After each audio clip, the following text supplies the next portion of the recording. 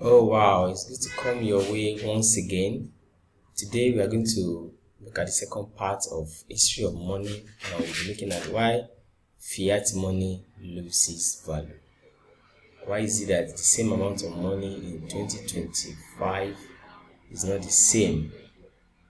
It doesn't have the same purchasing power as of 2015 or 2020. Fiat money is not backed by a physical asset like gold or silver. Its value comes from trust in the government and the economy. But over time, what happened? Fiat money loses value due to these key reasons that we're going to be looking at. The first one is inflation.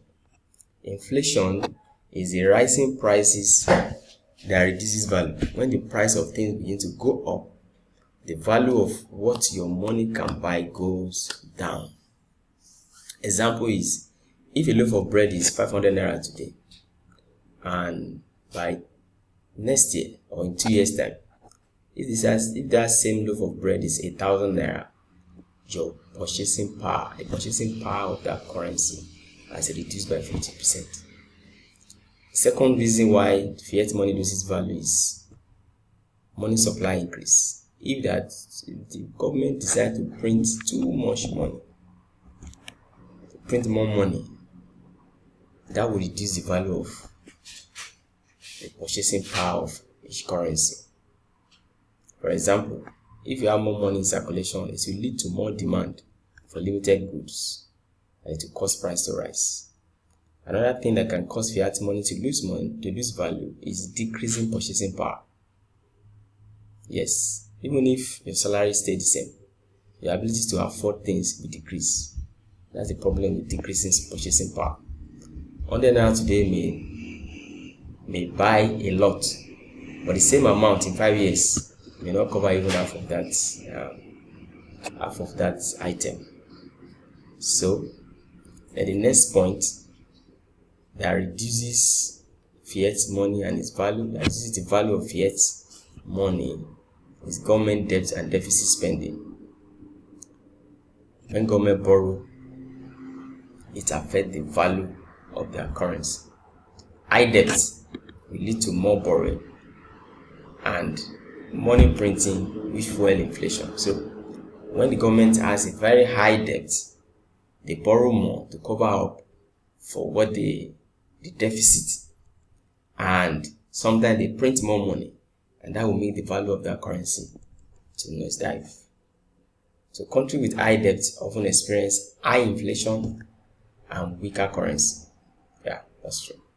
Then loss of trust. When people began to lose trust in the currency, they move their fiat money away from that weaker currency and move it to either gold, they move it to USDT, they move it to crypto, they move it to other items, other assets that they are used to store their value.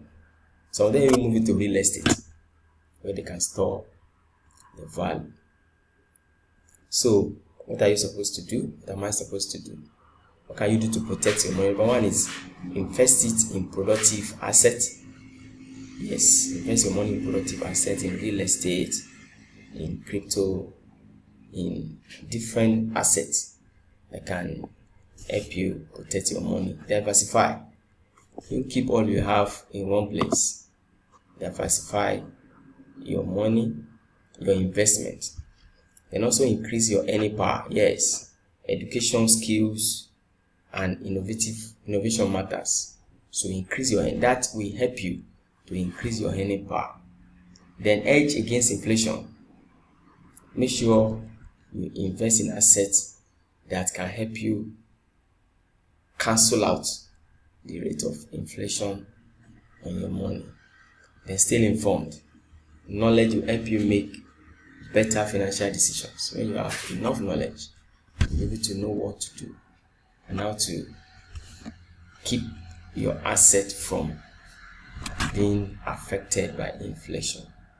So fiat money loses value over time, in summary, but knowledge, assets, and smart decision can protect and grow your wealth. Until I come your way next time, I want you to also continue to increase in your knowledge of assets, in your knowledge, most particularly of digital assets, and position yourself for the future that is ahead of all of us.